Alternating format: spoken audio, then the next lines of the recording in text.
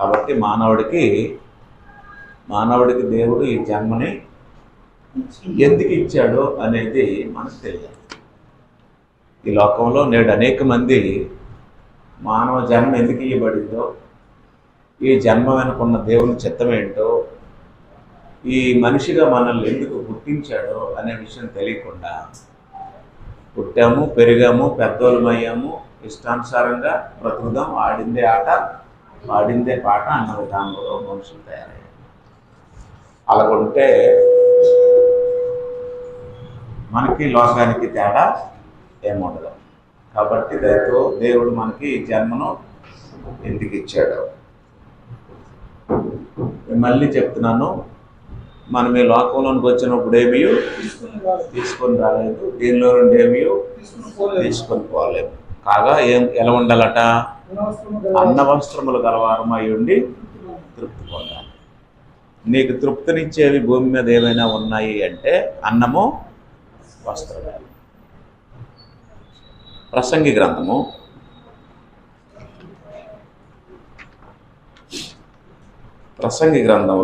'రాజైన సొలొమోను ఇలా చెప్పాడు. 2వ అధ్యాయము 24వ వచనం. ప్రసంగి గ్రంథము 2వ అధ్యాయము 4వ వచనంలో దావీదు కుమారుడు యెరూషలేములో రాజయ్యుడైన ప్రసంగి చెప్పిన సందేశం. 24లో అన్నపానములు పుచ్చుకొనుట కంటెను, తన కష్టార్జితము చేత సుఖపడుట కంటెను నరునికి మేలుకరమైనదేదియూ లేదు.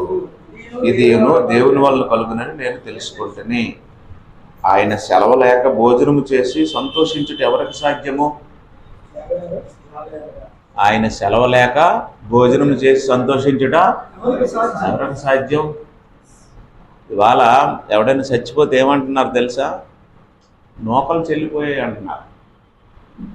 భూమి మీద నూకలు చెల్లిపోయాయి అంటున్నారు. అంటే నూకలు చెల్లిపోకుండా ఉండాలంటే ఎవరి చిత్తం ఉండాలి? ఆయన సెలవు లేక భోజనం చేసిన వాడెవడు?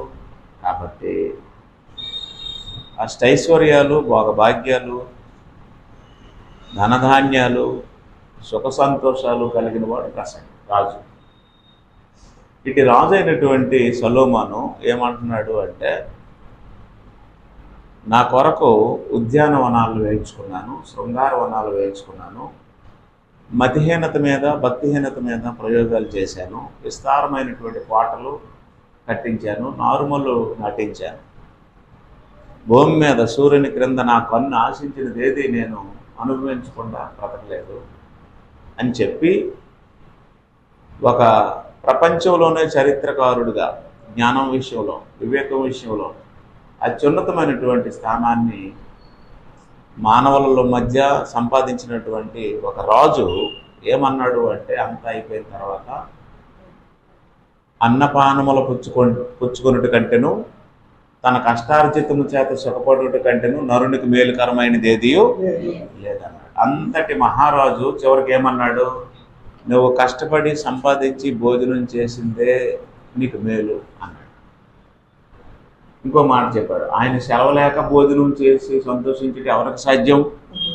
కాబట్టి ఈరోజు మనం 4 ఏళ్ళు మన నోట్లోకి వెళ్తానంటే ఎవరు సెలవు అయితే జరుగుతుంది? అది దేవుని సెలవు లేకుండా అన్నం తినే కెపాసిటీ, అన్నం తినే యోగ్యత మనకు ఉంటుందా?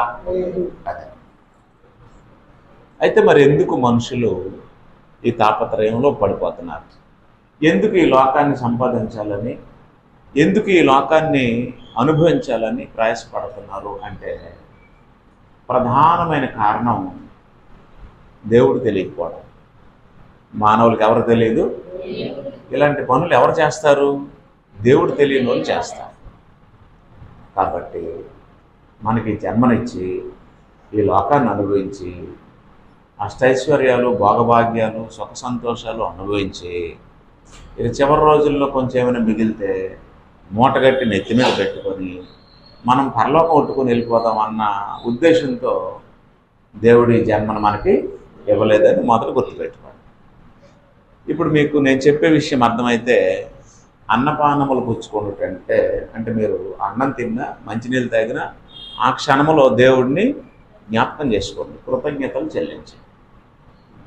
అదేదైనా సరే, అన్నమైనా కావచ్చు, టీ అయినా కావచ్చు, భోజనం అయినా కావచ్చు, నీ చేతికి వచ్చి నీ నోట్లోకి వెళ్తుంది అంటే అది ఆ క్షణము ఇది దేవుని సెలవైంది కాబట్టి నాకు దొరికింది అని అనుకోండి. రెండవ విషయం ఏమిటి అంటే, మానవుడికి దేవుడు ఈ జన్మను ఎందుకు ఇచ్చాడు? మానవుడికి దేవుడు ఈ జన్మను ఎందుకు ఇచ్చాడు అని అంటే, చాలామంది ఏమన్నారంటే యేసుక్రీస్తు లాంటి కుమారులుగా ఉండడానికి అని అన్నారు. మరికొంతమంది ఏమన్నారు అంటే ఆయన్ని మహింపరచడానికి అన్నారు. పాయింట్ అర్థమైందా? అంటే బైబిల్ చదివిన వాళ్ళు. మరికొంతమంది ఏమన్నారు అంటే చచ్చిపోతే పరలోకం వెళ్ళిపోవడానికి అన్నారు. లోకంలో ఉన్న వాళ్ళు రకరకాలు అనుకుంటారు. ఈ జన్మ ఎందుకు ఇచ్చాడు అంటే ఎంజాయ్ చేయడానికి అంటారు, తిరగబడడానికి, రాలిపోవడానికి, ఇష్టానుసారంగా మాట్లాడడానికి, బ్రతకడానికి అంటారు. అది లోకం వాళ్ళ ఇష్టం. నోరు ఉంది కాబట్టి, స్వతంత్రం ఉంది కాబట్టి ఏదైనా మాట్లాడాలి. కాబట్టి సత్యం తెలిసినటువంటి మనము ఈ జన్మను దేవుడు మనకెందుకు ఇచ్చాడో జాగ్రత్తగా పరిశీలించవలసిన అవసరం ఉంది. మీరు తెలివైన వారు, ఇంకా మీ మైండ్కి మైండ్ ఇంకా అప్సెట్ అవ్వలేదు, తర్వాత చెప్పే విషయాన్ని చక్కగా వినే వయసు, జ్ఞానము ఉన్నవారు, మెంటల్ రాలేదు. ఇంకా మెంటల్ వస్తే మెంటల్ ఏం చేయరు, వినరు. అందువల్ల మనం బ్రెయిన్ బాగానే ఉంది, ఆరోగ్యం బాగానే ఉంది, చెవులు బాగా వినబడుతున్నాయి, ఆలకించగలం, అర్థం చేసుకోగలం. ఒక్క బ్రెయిన్ డిస్టర్బ్ అయితే ఏ పని చేయదు. మనిషి మామూలుగా ఉంటాడు, తిరుగుతాడు, తింటాడు, అన్నీ ఉంటాయి, కానీ బ్రెయిన్ పని చేయదు. అలాంటి వాళ్ళు ఏమంటారు, మెంటల్ వాళ్ళు అంటారు. కాబట్టి ఆ మహాదేవుడి దయ వల్ల మనం ఇంకా ఆరోగ్యంగా క్షేమంగా ఉన్నాం. కాబట్టి విషయాన్ని పరిశీలనగా నేర్చుకుందాం. అపోస్తలుల కార్యములు 20వ అధ్యాయము, అపోస్తలుల కార్యములు 20వ అధ్యాయం 25వ వచనంలో ఇలా రాసింది. 20:25లో ఇలా రాసింది. ఇదిగో ఏ రాజ్యం అట? దేవుని రాజ్యమును గూర్చి ప్రకటించచ్చు మీ మధ్య సంచరించుచుంటనే. ఒకటి, అపోస్తలుడైన పౌలు దేని గురించి మాట్లాడుతున్నాడు?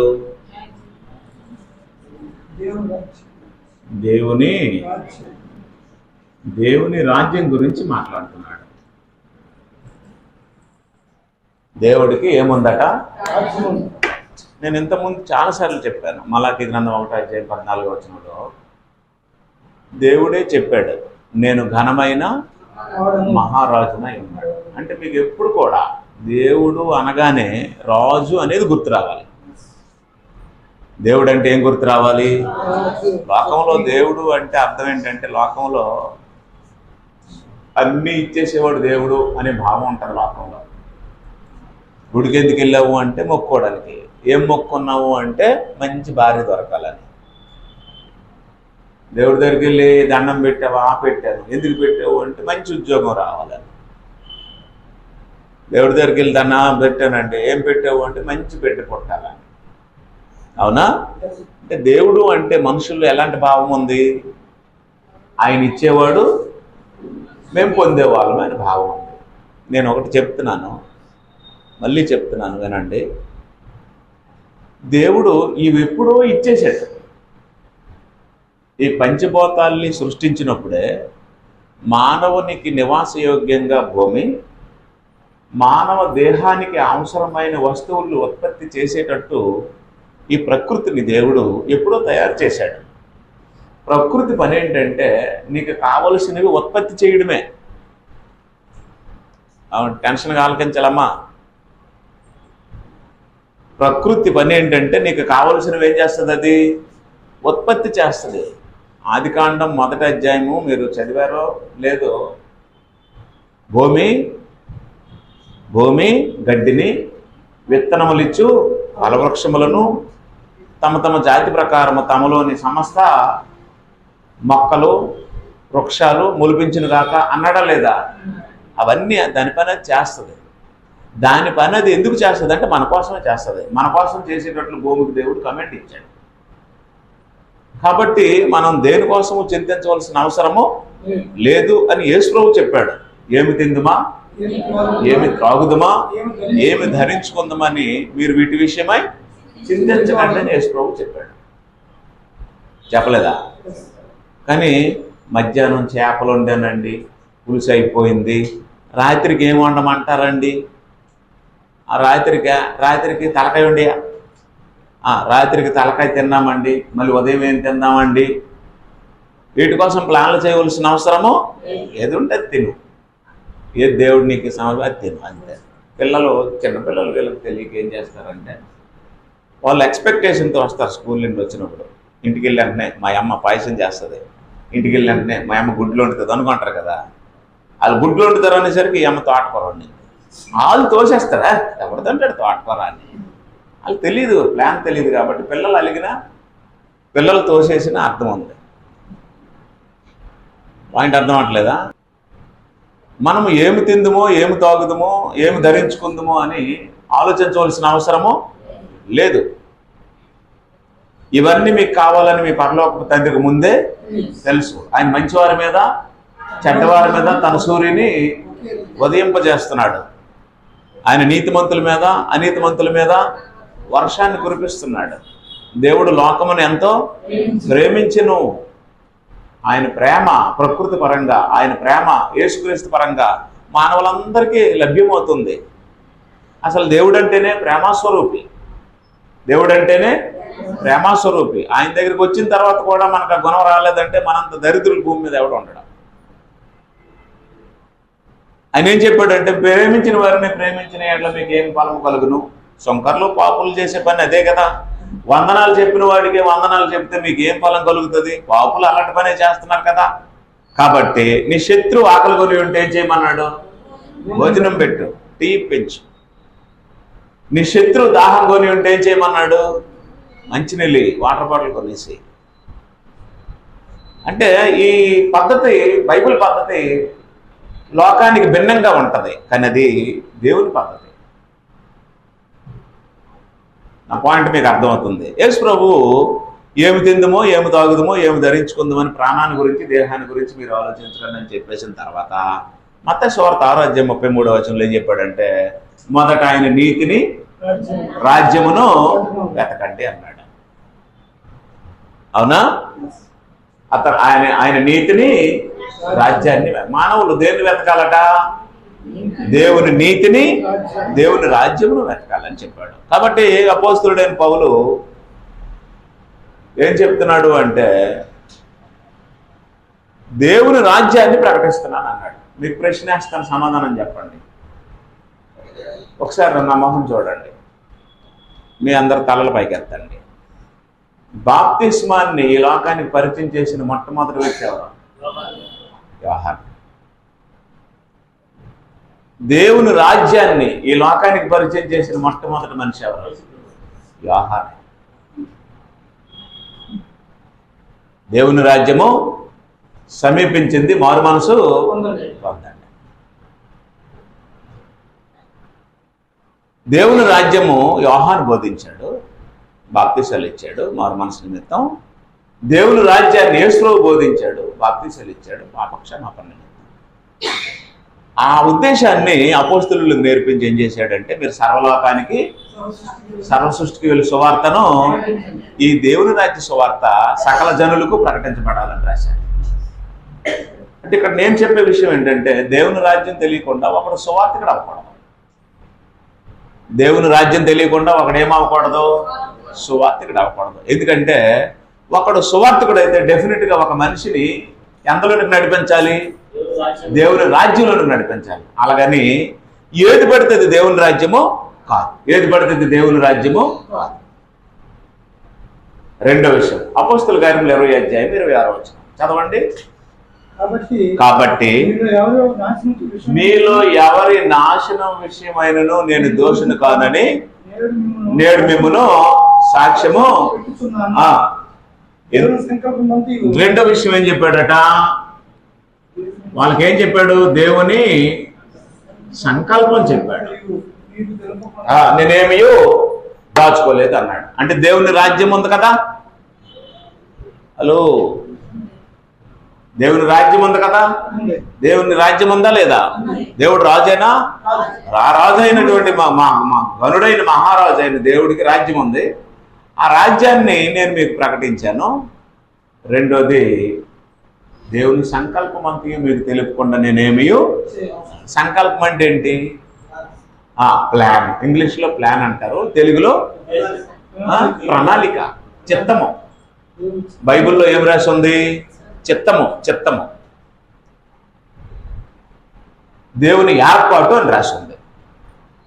సంకల్పం అంటే ప్లాను, చిత్తము, ఏర్పాటు. హలో, ఈ దేవుని యొక్క ప్లాను లేదా ఈ దేవుని యొక్క చిత్తము, ఈ సంకల్పం దేనికి సంబంధించింది? ఆయన రాజ్యానికి సంబంధించింది.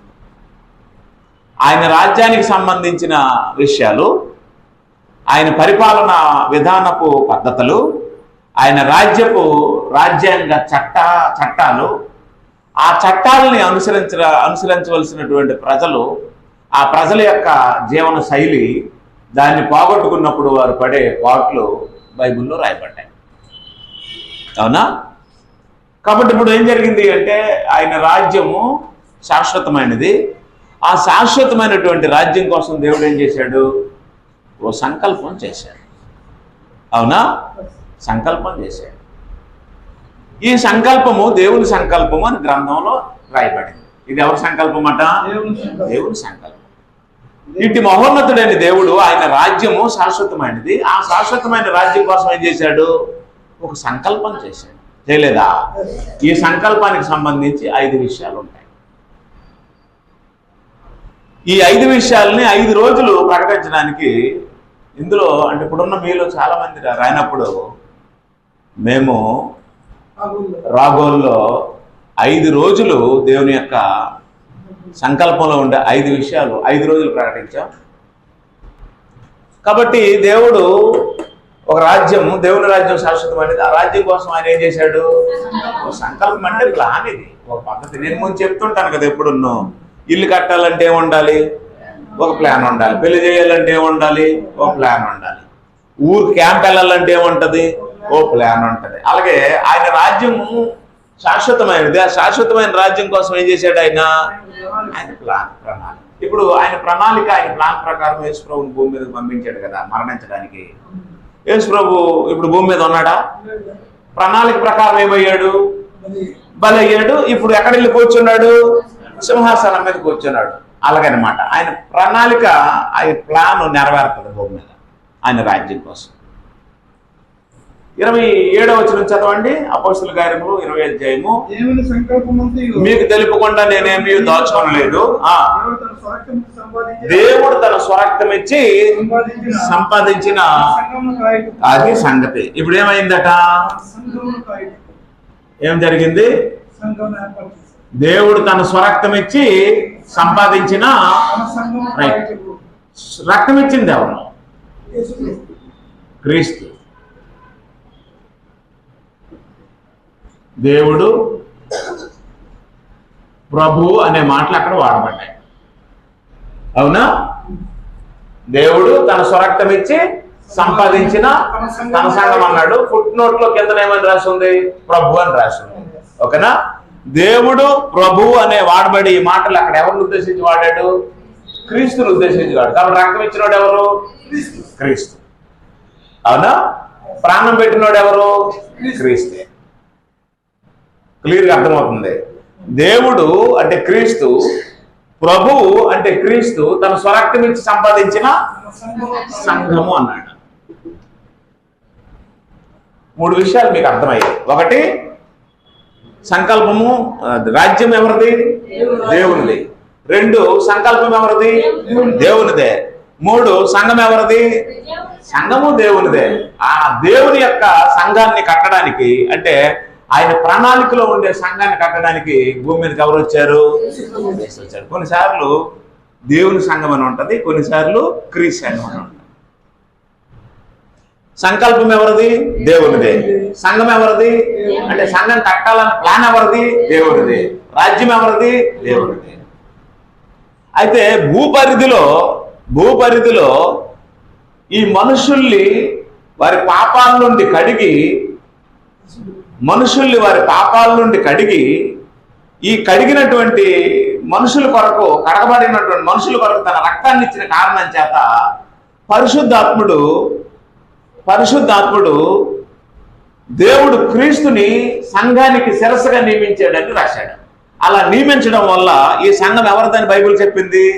క్రీస్తుదని బైబిల్ చెప్పింది. ఇది యథార్థం, ఇది సత్యం.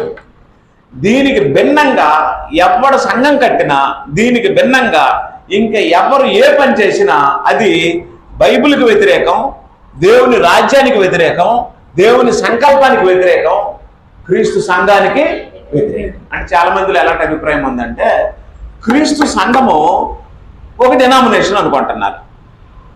అవునా? క్రీస్తు సంఘం డినామినేషన్లో ఒక డినామినేషన్ అనుకుంటున్నారు. క్రీస్తు సంఘం కూడా మేము 19వ శతాబ్దంలో మేము సంఘం కడితే మొన్న ఈ మధ్య హాస్పిటల్ రోడ్లో క్రీస్తు సంఘం కట్టారు అని అంటున్నారు. అవునా? మొన్న ఈ మధ్య హాస్పిటల్ రోడ్లో క్రీస్తు సంఘం కట్టలే. క్రీస్తు సంఘం ఎప్పుడు కట్టబడింది? యేసు ప్రభు సమాధిలో నుండి తిరిగి లేచిన మొదటి పెంతెకొస్తు దినాన యెరూషలేములో కట్టబడింది. అవునా? అది అప్పటి నుంచే ఉంది. దాంట్లో మనం పనిచేస్తున్నాం. అది ఈ ఊరికి కొత్త, కానీ అది ప్రపంచానికి పాతే. తెలిసిన వాళ్ళకి అది ఎప్పుడో తెలుసు, తెలియని వాళ్ళకి ఎలాగుంటుంది? కొత్తలాగా ఉంటుంది. అవునా? రైట్. ఇప్పుడు మీరు చెప్పండి, రాజ్యం ఎలాంటిది? ఎవరిది? దేవునిది మరియు శాశ్వతమైనది. అంటే శాశ్వతమైనటువంటి దేవుని రాజ్యము కొరకు దేవుడు ఏం చేశాడు? ఒక ప్లాన్ చేశాడు. ఆ ప్లాన్ దేనికోసం చేశాడు? క్రీస్తుని భూమి మీదకి పంపించి ఏం చేయాలనుకున్నాడు? సంఘాన్ని కట్టాలనుకున్నాడు. బైబిల్లో ఉండే ప్రవచనాలు క్రీస్తు కొరకు, సంఘం కొరకే ఉంటాయి. బైబిల్లో ఉన్నటువంటి క్రీస్తు ఈ సంఘం కొరకే ప్రాణం పెట్టాడు. అవునా? బైబిల్లో ఉన్నటువంటి ఆదిమ బాప్తిసాలు పొందిన వారు ఈ సంఘంలోకి చేర్చడానికి బాప్తిసాలు పొందారు. ఇది ఎవరి సంకల్పము? ఇది దేవుని సంకల్పం. దీని గురించి మరిన్ని విషయాలు విపులంగా మరొకసారి చెప్పుకున్నాం. రైట్. ఇప్పుడు నేనేం చెప్పాలనుకుంటున్నాను అంటే, ఇప్పుడు అనాది దేవుని మనసులో ఏం కట్టాలని ఉంది? సంఘం కట్టాలని ఉంది. ఉందా లేదా? ఉంది. ఇప్పుడు సంఘం అంటే ఎవరు? మొదటి కొరింథీ పత్రిక 1వ అధ్యాయము 1-2 వచనాల్లో ఇలా రాసింది. సంఘం అంటే ఎవరు? దేవుని చిత్తము వలన యేసుక్రీస్తు సుస్థినేసును కొరింథీలో ఉన్న దేవుని సంఘమునకు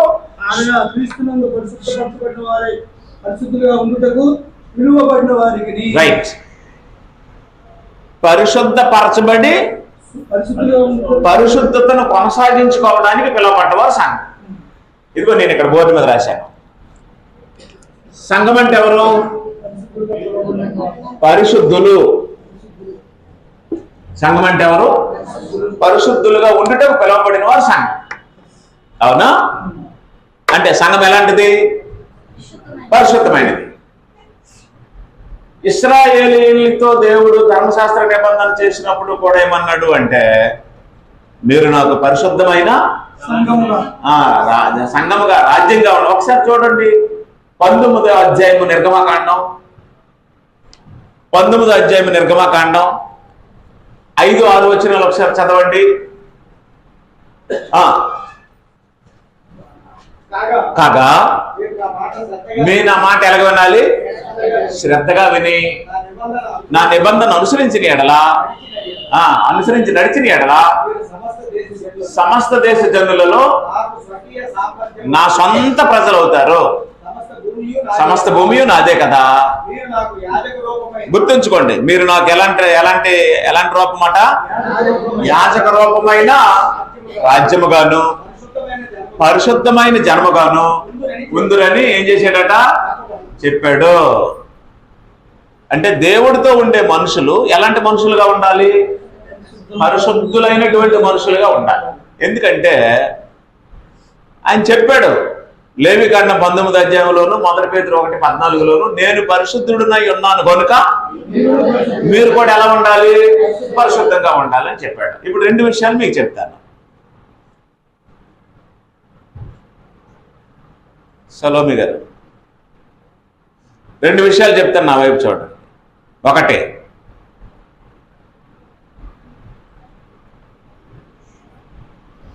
పరిశుద్ధపరచబడి పరిశుద్ధులుగా ఉండుటకు పిలువబడ్డా. ఓకేనా? రైట్. దేవుడు ఏం చెప్పాడు? నేను పరిశుద్ధుడిని కనుక మీరు కూడా ఎలా ఉండాలన్నాడు? పరిశుద్ధంగా ఉండాలన్నాడు. ఇప్పుడు నేను చెప్పబోయే 2 విషయాలు ఏంటంటే, పరిశుభ్రత వేరు, పరిశుద్ధత వేరు. స్నానం చేస్తే వచ్చేది పరిశుద్ధత కాదు. స్నానం చేస్తే వచ్చేది పరిశుద్ధత కాదు. మరేమొస్తుంది? పరిశుభ్రత వస్తుంది. అంటే లోకానికి పరిశుభ్రతకి పరిశుద్ధతకి తేడా తెలియదు. 2, పరిశుద్ధత అనేది దేహానికి సంబంధించింది కాదు. పరిశుద్ధత అనేది దేనికి సంబంధించింది? అంతరంగానికి సంబంధించింది. యేసు ప్రభు శాస్త్రంలో పరిచయులతో మాట్లాడుతూ, మీరు పుదీనాలోను జీలకర్రలోను అన్నిటిలోనూ 10వ వంతు ఇస్తారు, అవునా? కానీ మీ హృదయము ఎలాగుంది? దోపుతోనూ చెత్తతోనూ నిండి ఉందని చెప్పాడు. ముందు దేన్ని క్లీన్ చేసుకోమన్నాడు? హృదయాన్ని క్లీన్ చేసుకోండి అని చెప్పాడు. దేవుడికి ఏం కావాలి? హృదయం కావాలి. సామెతలు రాస్తూ రాజైన సొలొమోను ఒక మాట చెప్పాడు. 4వ అధ్యాయం సామెతలు.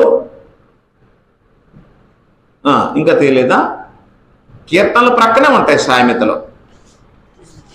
4:2లో 22 లేదా 23లో, నీ హృదయము నుండి జీవధారలు బయలుదేరును కాబట్టి అన్నిటికంటే ముఖ్యముగా నీ హృదయమును శుభ్రముగా కాపాడుకో. అన్నిటికంటే ముఖ్యంగా దేన్ని కాపాడుకోవాలి? హృదయాన్ని కాపాడుకోమని రాసి ఉంది. మానవుడు దేన్ని కాపాడుకోవాలి? హృదయాన్ని కాపాడుకోవాలి. పరిశుభ్రత శరీరానికి సంబంధించింది, పరిశుద్ధత అంతరంగానికి సంబంధించింది.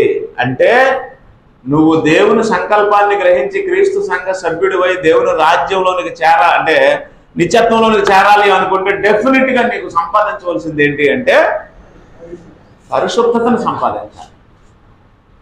ఈ పరిశుద్ధతను సంపాదించడం అనేది ఈచ్ అండ్ ఇండివిజువల్ ప్రతి పర్సన్కి సంబంధించిన విషయం. ఇది నేను ఒక్కనే పరిశుద్ధుడిని అంటే ఇక్కడ కుదిరే పని కాదు. ఎందుకంటే సంఘాన్ని శరీరంతో పోల్చాడు. ఈ చెయ్యికి అశబ్దం అంటుకొని ఈ చెయ్యి శుభ్రంగా ఉంటే ఈ దేహం ఒప్పుకోదు. అప్పుడు ఈ చేతిని కూడా ఈ దేహం ఏం చేయమంటది?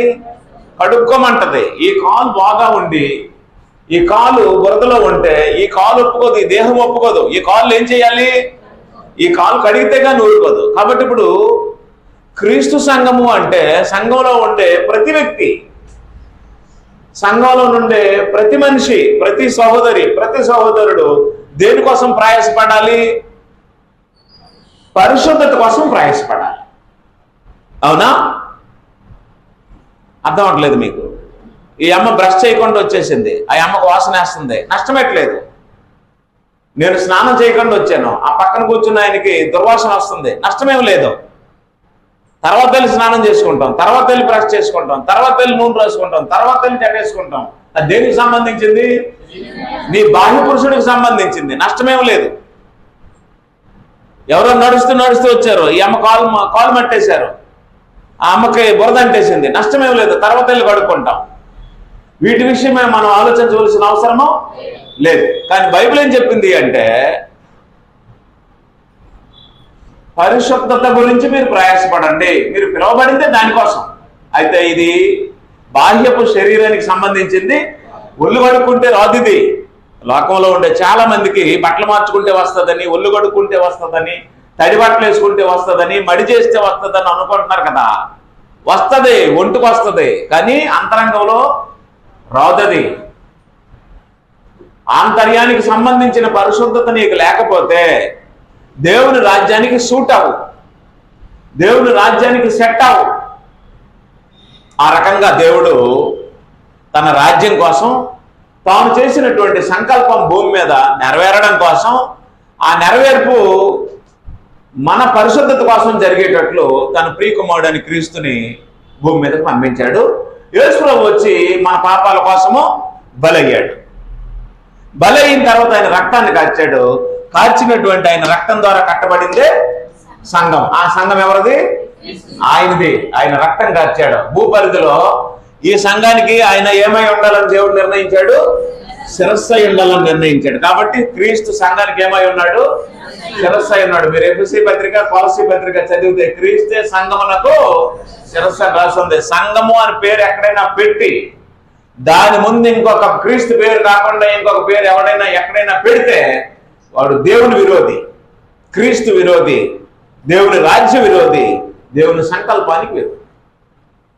ఇది తెలియనటువంటి అనేకులైనటువంటి అమాయకులు అబద్ధ బోధకుల వల్ల పడి మోసపోయి వారి ఆత్మల్ని, దేహాల్ని నాశనం చేసుకొని వారి ధనాన్ని అబద్ధికులకు పంచిచ్చి మోసం చేస్తున్నారు. అంటే ఈ లోకంలో అబద్ధానికి ఉన్నంత హాయి, అబద్ధానికి ఉన్నంత లాభం, అబద్ధానికి ఉన్నంత సుఖం, అబద్ధానికి ఉన్నంత గౌరవం దేనికి లేదు? సత్యవాక్యానికి లేదు, సత్యం చెప్పేవాడికి ఉండదు. మీరు అర్థం చేసుకోండి. కిరణ్ నేను చెప్పింది నీకు అర్థమైంది. దేవుడికి శాశ్వతమైన రాజ్యం ఉంది. ఆ శాశ్వతమైన రాజ్యం కోసం ఆయన ఏం చేశాడు? ఓ సంకల్పం చేశాడు. ఆ సంకల్పం నెరవేరడానికి యేసు ప్రభువు వచ్చి ఏం కట్టాడు? సంఘాన్ని కట్టాడు. ఈ సంఘము ఎవరి పేరు కలిగి ఉంటది? ఎవరిని హెడ్ కలిగి ఉంటది? క్రీస్తుని హెడ్గా కలిగి ఉంటది. ఆ దానికి భిన్నంగా ఎవరు ఏ పని చేసినా ఆ చేసేవాడికి క్రీస్తు శిరస్సుగా ఉండడం. వాళ్ళకి దేవుని సంకల్పం తెలీదు, వారు దేవుని రాజ్యంలో ప్రవేశించరు. ఇది మీకు అర్థమైంది కదా? ఇది అర్థమైతే ఇప్పుడు ఎలాంటి మనుషులు ఉండాలి ఈ రాజ్యంలో? పరిశుద్ధులు ఉండాలి. దేవుడు ఎలాంటి వాడు? కాబట్టి ఆయన రాజ్యం కూడా ఎలాంటిది? పరిశుద్ధమైనది, శాశ్వతమైనది. అలా సంకల్పించినటువంటి దేవుడు మానవుడిని సృజించాడు. మానవుడిని ఎలా సృజించాడు అనే దానికి సంబంధించి మనము యోబు గురించి స్టడీ చేశాం. అవునా? యోబుకి సాతాను యోబు మీద వేసినటువంటి 3 రకాలైనటువంటి నిందలు. ఒకటి ఆస్తి, 2 కుటుంబం, 3 ఆరోగ్యం. ఈ 3 భక్తికి మూలము అని నిందేశాడు.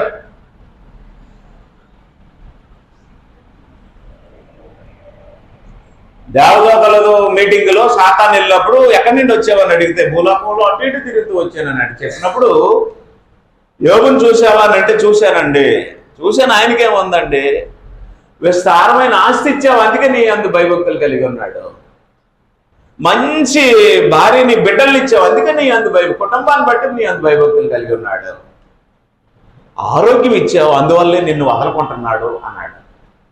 అప్పుడు దేవుడు ఏం చెప్పాడు అంటే, ఆయన ఆస్తులు తీసేయి, ఆయన ఆరోగ్యం తీసేయి, ఆయన కుటుంబాన్ని తీసేయి, ఆయన నిలబడతాడా అని చెప్పాడు. సాతాను వచ్చి అన్ని తీసేశాడు. తీసేయలేదా? ఈ విషయంలో యోబు దేవుడు అన్యాయం చేశాడు అన్నాడా? చెప్పండి. యోబు గ్రంథం 1వ అధ్యాయం 22వ వచనం చదవండి.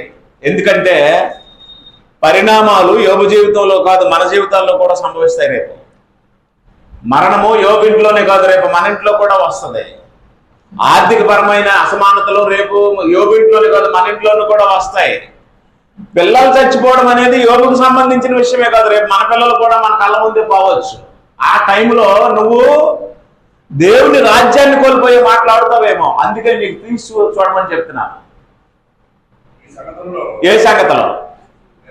బోర్డు వైపు చూడండి. ఆయన ఒక్కరు చదువుతారు, మీరు అందరూ నా వైపు బోర్డు వైపు చూడండి. ఈ సంగతులలో అంటే ఆస్తి పోయిన విషయంలో, కుటుంబం నాశనం అయిపోయిన విషయంలో, ఆయన ఆరోగ్యం నాశనం అయిపోయిన విషయంలో, ఈ సంగతులలో దేని విషయమందును యోబు ఏం చేయలేదు, ఏ పాపము చేయలేదు.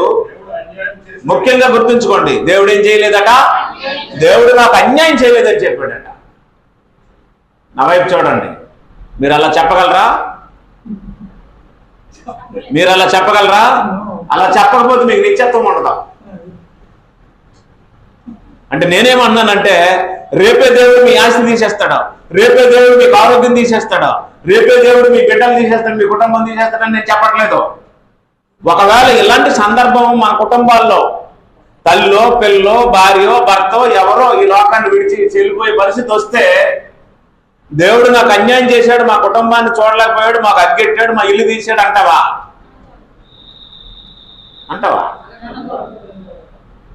అది పరిశుద్ధులు అనవలసిన మాట కాదు. యోబు ఇంకో మాట అన్నాడు, యెహోవా ఇచ్చెను అలా అనగలవా? అలా గనలేని పరిస్థితి నీకు ఉంది అంటే నీకు అర్థం ఏంటంటే నువ్వు దేవుడి కంటే ఎక్కువ దేవుడిని ప్రేమిస్తున్నావు. నువ్వు దేవుడి కంటే దేన్నైనా ఎక్కువగా ప్రేమిస్తే తప్పకుండా ఒకరోజు నువ్వు దేవుడిని నిందిస్తావు. అవునా? రెండో విషయం ఏంటంటే, ఏదైనా నీకు కలిగింది నువ్వు తెచ్చుకున్నావు అనుకుంటే మాత్రం నువ్వు దేవుడిని నిందిస్తావు. నీకు కలిగినవన్నీ ఎవరిచ్చారు? అది ఆరోగ్యం అవ్వచ్చు, ఆయుష్ అవ్వచ్చు, ఆస్తి అవ్వచ్చు, పిల్లలు అవ్వచ్చు, ఏదైనా కావచ్చు, నువ్వు తెచ్చుకోలే. అందుకే ప్రభు ఏమన్నాడు అంటే మత్తయి సువార్త 10:34 తీకండి,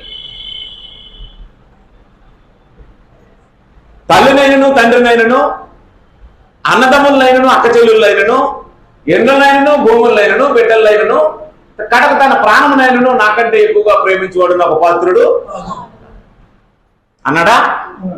అక్కడ ఉంటది. మీరు తర్వాత ఇంటికి వెళ్ళి చదువుకొని ప్రార్థన చేసి, ఓహో నాయనా, నీకంటే ఎక్కువగా నా కొడుకుని ప్రేమించడం వల్లే కదా నీ మీద నాకు ద్వేషం పుట్టేస్తుంది ఆడు పోతే, నీకంటే ఎక్కువగా నా కూతుర్ని ప్రేమించడం వల్లే కదా దానికి ఏదైనా తగిలితే ఏమి దేవుడు అనే మాకు స్వభావం వచ్చేస్తుంది, నీకంటే మిగతా వస్తువులు ప్రేమించడం వల్లే కదా అని ఆలోచించాలి.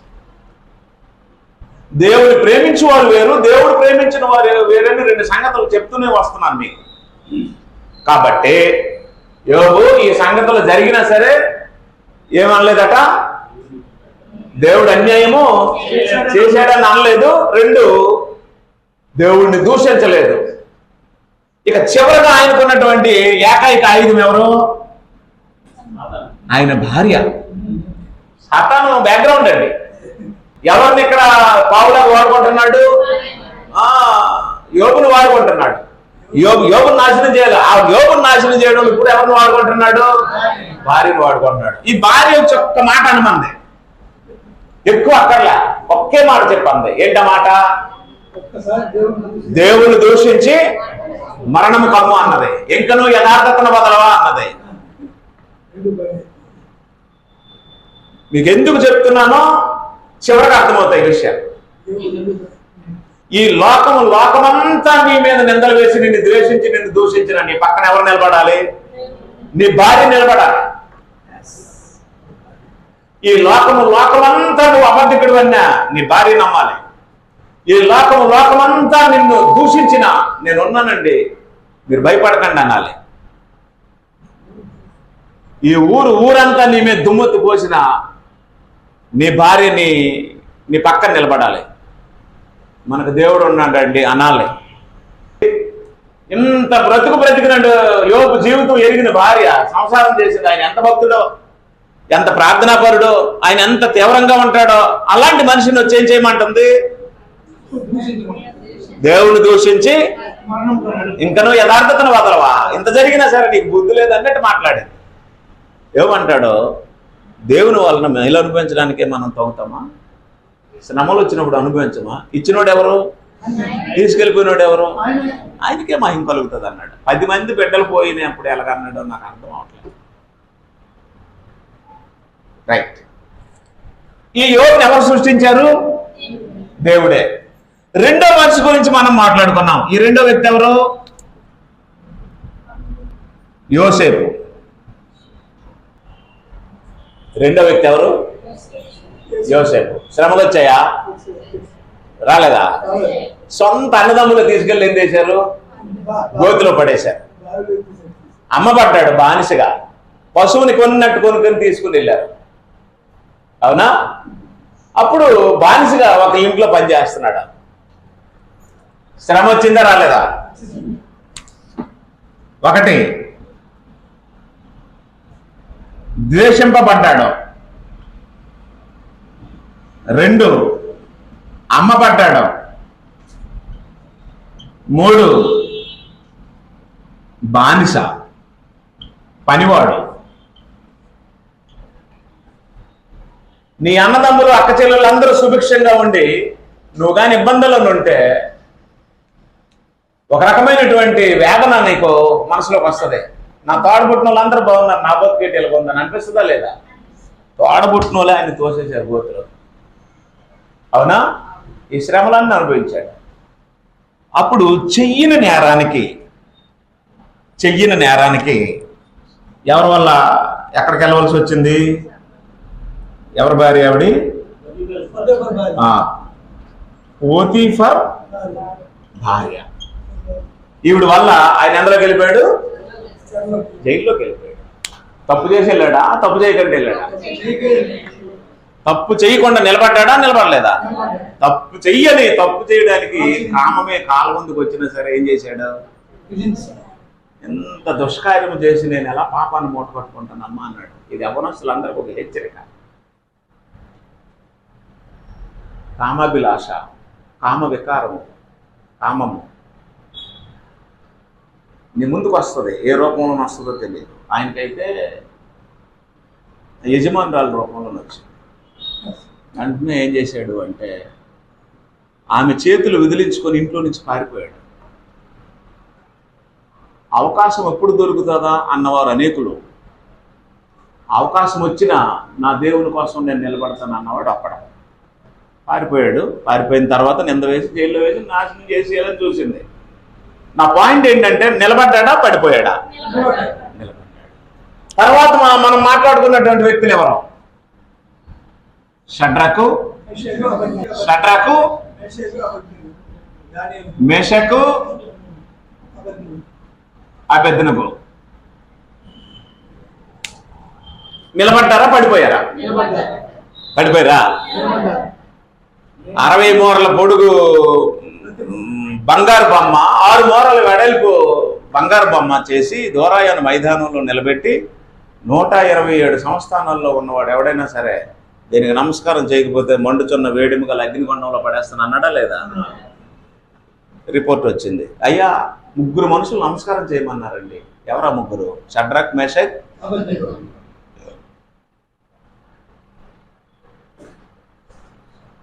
తీసుకురండి అన్నాడు. తీసుకొచ్చారు. గుండాన్ని మరింత అగ్ని పెంచండి అన్నాడు. పెంచాడు. సైన్యంలో బలసాలను తీసుకొచ్చారు. వీళ్ళ 3 అందులో పడేయండి అన్నాడు. పడేసే ముందు ఒకటి అన్నాడు, షడ్రకు, మేషకు, అబేద్నెగో, ఇప్పటికైనా మించిపోయింది ఏం లేదు, అగ్నిగుండం రెడీగా ఉంది, మిమ్మల్ని అందులో పడేస్తాను నా బొమ్మకు నమస్కారం. ఒక మాట చెప్పారు, రాజా ఇందుని గురించి నీకు ప్రత్యుత్తరం ఇవ్వాలన్న చింత మాకు లేదు. మా దేవుడు ఈ మండుచున్న వేడిము గల అగ్నిగుండంలో మమ్మల్ని రక్షించడానికి సమర్థుడు. రాజా ఒకవేళ మా దేవుడు మమ్మల్ని రక్షించకపోయినా సరే మేమేం చేస్తాం? కాలి మాడి బూడిదై మసైపోతాం, కానీ నీ బొమ్మకు మాత్రం నమస్కారము చేయమన్నా. రాజు వికారం అయిపోయాడు. పిచ్చెత్తిపోయింది రాజుగా మాటలకు. రాజుని ఎవరు ఎదిరించరు కదా. వెంటనే పడేయండి అంటే పడేశారు. పడేసిన వాళ్ళు చచ్చిపోయారు, పడవేయబడిన వారు బ్రతుకున్నారు. అలా పడేసిన మనుషులు ఏమయ్యారు? కాలిపోయి చచ్చిపోయారు వేడికి. ఆ మంటల్లో పడిన వారు ఏమైపోయారు? మంటల్లో పడిన వారు సజీవులుగా తిరుగుతున్నారు. బయట తీసుకొచ్చి మేము ముందే చెప్పాము, నువ్వు నా మాట వెళ్ళావు. అప్పుడు రాజుకు బుద్ధి వచ్చి వీరు దేవుడే దేవుడు తప్ప లోకమంది ఇంకొక దేవుడు లేడని ప్రకటన చేశారు. నిలబడ్డారా? పడిపోయారా? ఇప్పుడు నా పాయింట్ ఏంటంటే ఈ సంఘటనలన్నిటికంటే ముందు ఏదైనా తోట ఉంది. ఏదైనా తోటలో ఎవరున్నారు? ఆదాము ఉన్నాడు. పక్కన ఎవరున్నారు? అవ్వ ఉంది. వీళ్ళిద్దరూ భార్య భర్తలు, ఆదాము. ఇప్పుడు యోబు పడిపోకుండా ఉండే, అంటే యోబు జీవితం, యోబు తాలూకు చరిత్ర జరుగుతున్నప్పుడు లోకముందా లేదా? అలాగే యోసేపు స్టోరీ జరిగినప్పుడు లోకముందా లేదా? అలాగే షడ్రక్ మెషక్ అబేద్నెగోల స్టోరీ జరిగినప్పుడు లోకముందా లేదా? అప్పుడు లోకముందా? ఏదైనా తోటలో మరి ఎంతమంది ఉన్నారు? ఇద్దరే ఉన్నారు. ఇక్కడ పాపం ఉందా? ఉంది. ఇక్కడ పాపం ఉందా? ఉంది. ఇక్కడ పాపం ఉందా? ఉంది. ఇక్కడ పాపం ఉందా? లేదు. ఇక్కడ మరణ భయం ఉందా? లేదా? ఇక్కడ రోజాలు మరణం చచ్చిపోతానని భయపెట్టలేదా? భయపెట్టి ఇక్కడ మరణ భయం ఉంది. ఇక్కడ శిక్ష భయం ఉంది లేదా? ఇక్కడ మరణ భయం ఉందా? లేదు. మరణ భయం లేదు, సిగ్గు లేదు, పిడియము లేదు, ఏమీ లేవు. ఎంతమంది ఉన్నారు? ఇద్దరే ఉన్నారు. అయినా ఆదాం పడిపోయాడా? పడిపోలేదా? పడిపోయాడా? పడిపోలేదా? ఆదాం అవ్వలు పాపంలో పడిపోయారా లేదా? నేనేం చెప్పాలనుకుంటున్నానంటే, ఈ యోబును ఒకలాగా ఆదామును ఒకలాగా చేశాడా? ఈ యోసేపును ఒకలాగా యోబును ఒకలాగా చేశాడా? అందరినీ ఒకలాగే చేశాడా? చేశాడు కదా. యోసేపు పడిపోలేదు కదా, యోబు పడిపోలేదు కదా, షడ్రక్ పడిపోలేదు కదా, మరి ఆదాం ఎందుకు పడిపోయాడు?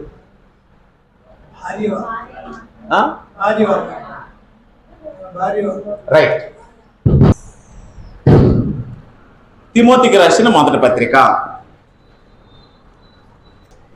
మొదటి తిమోతి పత్రిక 2వ అధ్యాయం తీశారా?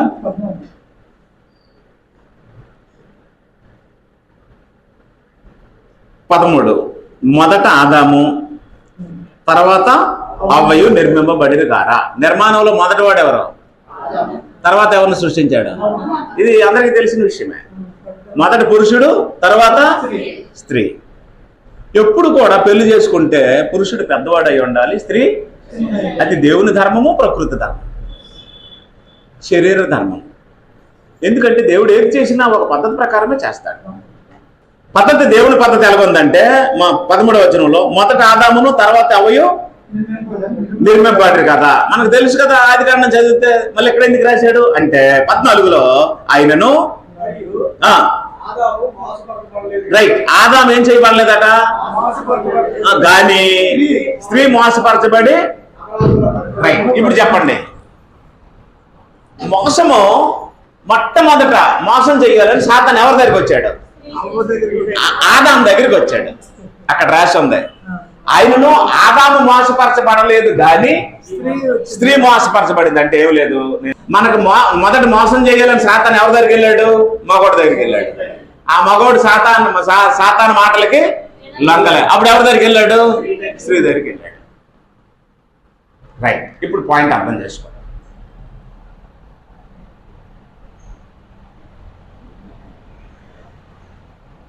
యోబు దగ్గరికి మోసం చేయడానికి ఎవరు వెళ్ళారు?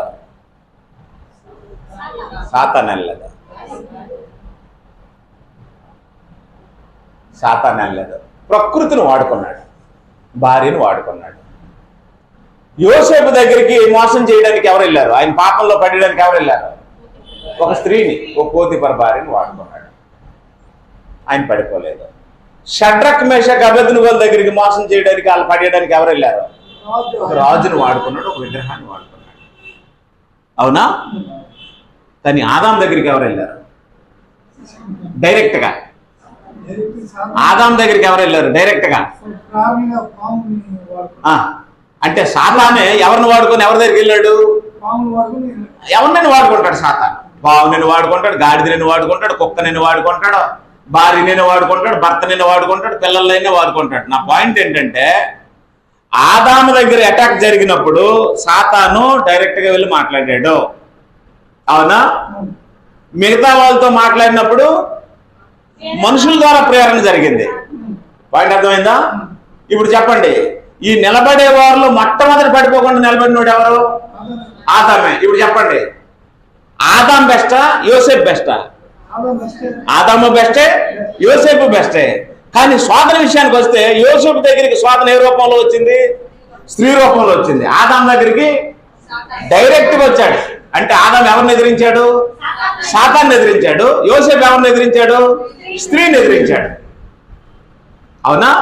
ఆదాం పడిపోలేదు. ఆదాం పడిపోలేదు. సాతాను వస్తే ఎదిరించాడు, మాట్లాడాడు, నిలబడ్డాడు. అని నేను ఎందుకు చెప్తున్నానంటే, ఆదామును చేసిన దేవుడే ఎవరిని చేశాడు?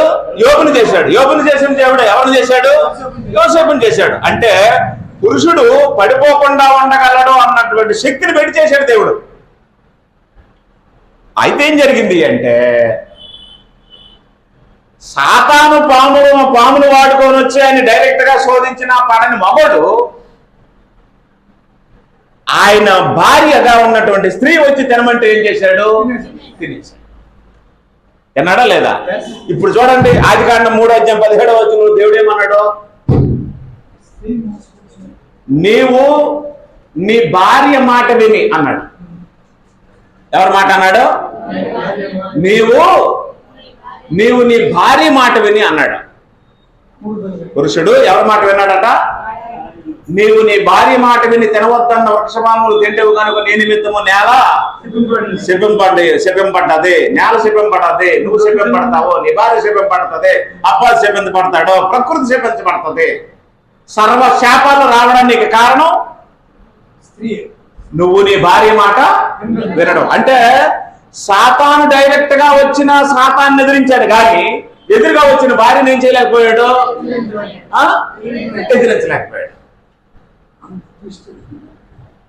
అంటే అర్థమైందా? ఒకటి. నేను ఎందుకు ఈ విషయం చెప్తున్నాను అంటే, కొరింథీయులకు రాసిన మొదటి పత్రిక 11వ అధ్యాయం తీసారా?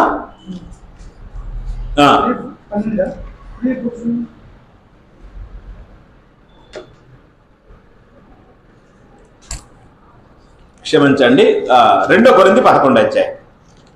కొరింథీయులకు రాసిన 2వ పత్రిక 11 అధ్యాయం.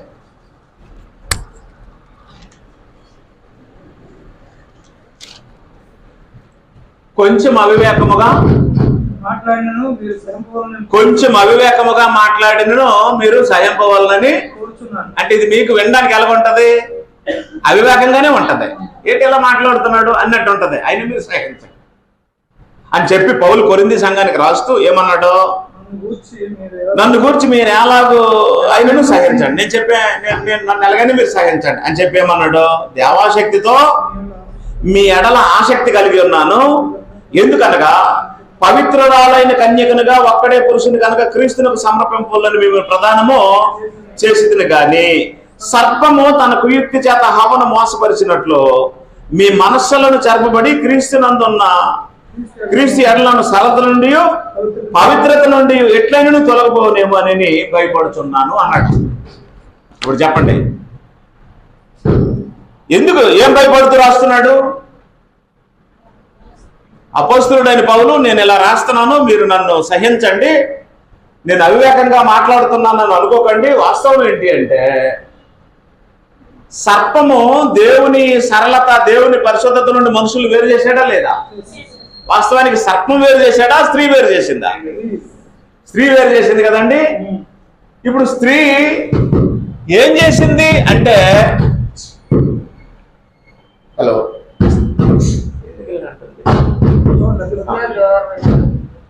స్త్రీ ఎందుకు ఎలా చేసింది అంటే, ఇప్పుడు దేవుని సంకల్పంలో పురుషుడు ఎవరు? ఏలిక.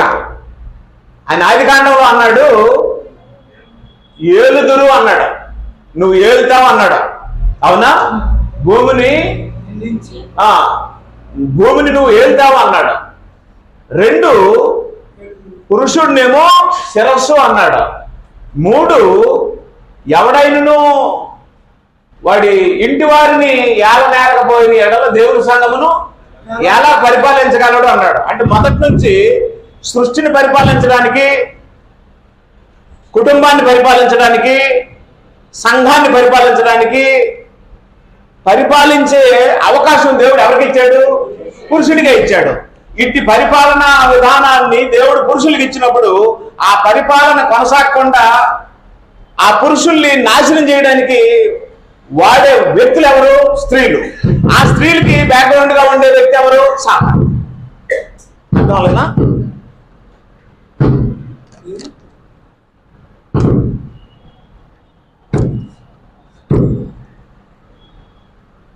పాయింట్ అర్థం అవ్వలేదా? అప్పుడు బాగున్నట్టు అందులో బాగుంది, తీసి పెట్టాను. అందుకే పురుషులకి అంటే భూమిని మీరు ఏలండి, సృష్టికి నీవు ఏలుక అని సృష్టిని ఎవరికి ఇచ్చాడు? పురుషుడికి ఇచ్చాడు. కుటుంబాన్ని ఏం చేయమన్నాడు? ఏలమన్నాడు. అవునా? ఇప్పుడు సంఘాన్ని కూడా ఎవరు ఏలాలి? పురుషుడు నడిపించాలి. సంఘ పెద్దలు సంఘాన్ని ఏం చేయాలి? పరిపాలించాలి. అంటే ఏలుబడి దృష్టితో ఎవరిని సృష్టించాడు దేవుడు? పురుషుడిని సృష్టించాడు. అవునా? ఇప్పుడు కుటుంబాన్ని స్త్రీ ఏలాలా, పురుషుడు ఏలాలా? సంఘ పెద్దలుగా స్త్రీలు ఉంటారా, పురుషులు ఉంటారా? పాయింట్ అర్థమైందా? అంటే ఇప్పుడు దేవుని సంకల్పంలో పురుషుడు ఏమై ఉన్నాడు? ఏలుక. పురుషుని ఏలుక ఎవరికి ఇష్టం ఉండదు? సాతానికి ఇష్టం ఉండదు. అందువల్ల ఏం చేస్తాడంటే సాతాను ఎవరిని రెచ్చగొడతాడు? స్త్రీలు రెచ్చగొడతాడు. స్త్రీలు ఏం చేస్తారు? రెచ్చిపోయి చచ్చిపోతారు. మీకు అర్థం లేదా? రెచ్చిపోయి రెచ్చిపోయి రెచ్చిపోయి రెచ్చిపోయి ఏం చేస్తారు? చచ్చిపోతారంటే సప్పగా అయిపోతారు. సప్పగా అయిపోయి అప్పుడు అమ్మకు భోజనం చేయడము, అక్కకు భోజనం చేయడము, తోటికోళ్ళకు చేయర్లండి, ఎందుకని పరువు తక్కువ అయిపోతాడు. ఇంకెవరికో భోజనం చేయడము, ఇంకెవరికో భోజనం చేయడము, ఇంకెవరికో భోజనం చేయడము, ఇంటి గుట్టు లంకట చేయట్లాగా ఈ టైప్. ఈ లోపు ఎవరైనా వచ్చారు అనుకోండి, వాళ్ళకి మనసులో ఎలాగుంటుంది తెలుసా? వీడు ఎంత పేరు వెళ్ళిపోతాడు, ఇవి దీనికి చెప్పింది అన్నట్టు ఉంటుంది. మీకు అర్థం అవట్లేదా? మీ బ్యాక్గ్రౌండ్ ఎవరో చెప్పలేకపోతాడు. చూడండి, నో, ఘటమే బలహీనం. ఆయన ఘటం కోసమే మాట్లాడాడు, వ్యక్తిత్వం కోసం మాట్లాడలా. ఘటమే బలహీనం అంటే నేను ఏతాన్ని తొక్కగలను, మీరు ఏతాన్ని తొక్కలేరు. ఘటమే బలహీనం అంటే నేను పుట్టుడు మొయ్యగలను, మీరు మొయ్యలేరు. ఘటమే బలహీనం అంటే నేను మాడమే నుంచి గెంతగలను, మీరు గెంతలేరు. ఘటం గురించి మాట్లాడాడు, వ్యక్తిత్వం గురించి మాట్లాడలా. వ్యక్తిత్వం ఎలాంటిది అంటే దేవుని సంకల్పాన్ని, దేవుని రాజ్యాన్ని, క్రీస్తు తన స్వరక్తమిచ్చి సంపాదించిన సంఘాన్ని పాడు చేసే లక్షణాలు ఎవరిలోనే ఉన్నాయి? సాతాన్లోనే ఉన్నాయి. అట్టి లక్షణాలు కలిగిన సాతాను ఎవరు వాడుకుంటాడు? స్త్రీలు వాడుకుంటాడు. మీరు ఏ సంఘం పాడైపోయినా సరే ఆ సంఘం పాడైపోయిన వెనక స్త్రీ పాత్ర ఉంటుంది, మీరు అబ్జర్వ్ చేయండి. కానీ అక్కడ బయటకు మాత్రం ఎవరు కనబడతారు? పురుషుడే కనబడతారు. ఈ సంఘం పాడైపోతే నా వెనక ఒక స్త్రీ పాత్ర ఉంటుంది. అది వ్యభిచారం వల్ల వస్తుందో తెలీదు, కుటుంబం వల్ల వస్తుందో తెలీదు, లోకంలో నుంచి వస్తుందో తెలీదు, సంఘంలో నుంచి వస్తుందో తెలియదు. కానీ దేవుని ప్రణాళికని నాశనం చేయడానికి సాతాను ఎవరు వాడుకుంటాడు? ఒక స్త్రీని వాడుకుంటాడు. ఆ స్త్రీ ఎవరు మనకు తెలియదు, ఆవిడికి తెలియదు. అప్పటి వరకు ఏదైనా తోటలో నన్ను వాడుకుంటాడని ఆవిడకి అర్థమైందా? అర్థం అవ్వలే, పడిపోయింది. ఇక్కడ ఈమె నన్ను నాశనం చేస్తుంది, ఈవిడ వల్లే నాకు శిక్ష వస్తుంది, ఈయనకి అర్థమైందా? అర్థం అవ్వలేదండి, ఊహించలేదు. ఊహించని రీతిగా ఈవిడిని సాతాను వాడుకొని ఆయన జీవితాన్ని నాశనం చేయడం, జైల్లో వేయించేశాడు. ఇప్పుడు ఏం జరుగుతుంది అంటే దేవుడు సంకల్పించినటువంటి ఆయన రాజ్యం కోసం ఆయన చేసిన సంకల్పంలో ఉన్నటువంటి సంఘం నాశనం అయిపోవడానికి ఎవరు వాడుకుంటాడో? ఏ స్త్రీను వాడుకుంటాడు. ఎలా వాడుకుంటాడు అంటే వాడుకునే పద్ధతులు రకరకాలుగా ఉంటాయి. నీ కొడుకు సువార్తకుడుగా కాకుండా వాడుకోవచ్చు, నీ భర్త సంఘ పెద్ద అవ్వకుండా వాడుకోవచ్చు, నీ భర్త పరిచర్య చేయకుండా వాడుకోవచ్చు, నీ భర్త నడిపింపుకి పనికి రాకుండా వాడుకోవచ్చు, నీ భర్త కుటుంబాన్ని ఏలుబడి చేయకుండా ఉండడానికి వాడుకోవచ్చు. ఏ రకంగానైనా సరే మాట వల్ల కానీ క్రియల వల్ల కానీ ఒక పురుషుడు క్రీస్తు యొక్క సంఘంలో సభ్యుడిగా ఉండి క్రీస్తు సంఘంలో వాడబడకుండా ఉండడానికి సాతాను ఎవరిని వాడుకుంటాడో? స్త్రీని వాడుకుంటాడు. ఆదాముని తగ్గించడానికి ఎవరిని వాడుకున్నాడు? స్త్రీని వాడుకున్నాడు. యోసేపుని నాశనం చేయడానికి ఎవరిని వాడుకున్నాడు? స్త్రీని. ఇశ్రాయేలు దేశాన్ని నాశనం చేయడానికి ఎవరిని వాడుకున్నాడు? యెజబెల్ని వాడుకున్నాడు. రాజులు నాశనం చేయడానికి అతల్యని వాడుకున్నాడు. ఆడు వాడుకోవడానికి అనుకూలమైన సాధనమే స్త్రీ. ఇన్ని విషయాలు తెలిసిన తర్వాత ఏం చేయాలి అంటే భక్తి మాన్యత తగ్గింపు కలిగినటువంటి విధానంలోకి వెళ్ళిపోవాలి స్త్రీలు. అంటే స్త్రీల గురించి ఎంత మ్యాటర్ రాశాడంటే మీరు అనుకోవచ్చు ఇది స్త్రీల కోటం ఏంటంటే స్త్రీల గురించి చెప్తున్నారు అంటే కాదు. ఓ సంఘం పాడైపోకుండా ఉండాలంటే ఎవరు బాగుండాలి? స్త్రీలు బాగుండాలి. ఓ సంఘం నాశనం అయిపోకుండా ఉండాలంటే ఎవరు బాగుండాలి? స్త్రీలు బాగుండాలి. వాళ్ళ బ్యాక్గ్రౌండ్ వర్క్ అంతా వాళ్ళదే కదా. మాస్టర్ గారికి సలహాలు ఇచ్చి పంపించింది ఎవరు? ఆవిడే పంపిస్తుంది. మీకు తెలుసో తెలీదు. ఆవిడ ఏమంటా తెలుసా? మీరందరూ వందనాలు చెప్తారు కదా, ఈ అమ్మ నాకు వందనాలు చెప్పలేదు అనుకోండి, మర్చిపోయి ఆవిడ మీద విషపు చూపు చూసేద్ది. అది ఏంటి నీకు వందనాలు చెప్పట్లేదు ఆవిడ, సర్టిఫికేట్ ఉందా మరి, నువ్వు అలాగే అంటావు, నువ్వు ఎవరు, నువ్వు పాస్టర్ గారువే, నువ్వు గద్దించవాళ్ళే అని అంటదా లేదా? మీకు తెలీదు ఎలాంటి వాళ్ళు ఉన్నారు తెలుసా మీకు? ఇగో ఫీలింగ్ నాకు రాదు, ఎవరికి వచ్చేస్తుంది? ఆవిడకి వచ్చేస్తుంది. అంటే ఆవిడని ఎవరు పట్టుకున్నారు? ఆవిడ అడగండి, నువ్వు అడిగా, నువ్వు అడుగు అని ఆ ప్రేరేపించేస్తుంటే ఆ ప్రేరణ వచ్చేస్తుంది. అప్పుడు విషపుసులు పులిచి వస్తుంది. అది లేరు అలాంటి వాళ్ళు. మనం ఏం చేయాలంటే వాళ్ళు మనకు వందనాలు చెప్పడం అయితే మనమే వందనాలు అమ్మ అంట, మనమే వందనాలండి అంట. అవునా? అంటే నేనేం చెప్తున్నాను అర్థం చేసుకోండి. దేవుని రాజ్యము, ఆయన సంకల్పము, ఆయన స్వరక్తం ఇచ్చి సంపాదించిన ఆ సంఘం. ఈ సంఘం నాశనం అయిపోవడానికి దేవుడు సాతాను ఎవరిని ప్రేరేపిస్తాడో? దేవుని ప్రేరేపిస్తాడు అని ఎవరికి తెలుసు? దేవుడికి తెలుసు. అందువల్ల సంఘంలో స్త్రీలు ఎలాగొండాలని చెప్పాడు. ఎన్ని మాటలు రాశాడండి. అంటే దేవుని ప్రణాళిక నాశనం అయిపోద్ది, క్రీస్తు సంఘమే పాడైపోద్ది, క్రీస్తు విధానాలే పాడైపోతాయి. అంటే అప్పుడు స్త్రీల గురించి చెప్తూ ఏమన్నాడు అంటే, పితరుల యుగంలో స్త్రీలు ఎలాగొన్నారు, ధర్మశాస్త్ర యుగంలో స్త్రీలు ఎలాగొన్నారు, క్రొత్త నిబంధన కింద స్త్రీలు ఎలాగొండాలని 3 బిట్లు చెప్పాడండి. అవునా? వాళ్ళు ఎలాగొన్నారో మీరు ఎలాగొండండి, వీళ్ళు ఎలాగొన్నారో మీరు ఎలాగొండండి, ఇప్పుడు ఎలాగొండాలో అలాగొండండి అని చెప్పి 3 యుగాల్లో ఉన్న స్త్రీలను చూపించాడు గ్రంథంలో. చూపించి అప్పుడు చెప్పాడు, మీరు అమ్మ మీకు ఇది తగ్గుతుంది, మీరు ఎలా ఉండాలి, మీరు ఎలా ఉండాలని చెప్పాడు. ఎందుకంటే సంఘం క్షేమంగా ఉండాలంటే ఎవరు భక్తిగా ఉండాలి? ఎవరమ్మా? స్త్రీలు భక్తిగా ఉండాలి. ఒక అద్భుతమైన విషయం ఏంటి చెప్పాడు తెలుసా? ఈ పురుషుడు భక్తిహీనుడైతే ఆ స్త్రీ భక్తి వల్ల ఈ పురుషుడు వస్తాడట. అవునా? అప్పుడు మీరు వచ్చి వాక్యం చెప్పండి అంటే రాడట. మా ఆవిడ పంపించింది నాకు వాక్యం చెప్పమని అంటాడట. ఒక పురుషుడు ఆరాధనకు రానప్పుడు నేను వెళ్ళి వాక్యం చెప్తాను ఏమంటాడు తెలుసా?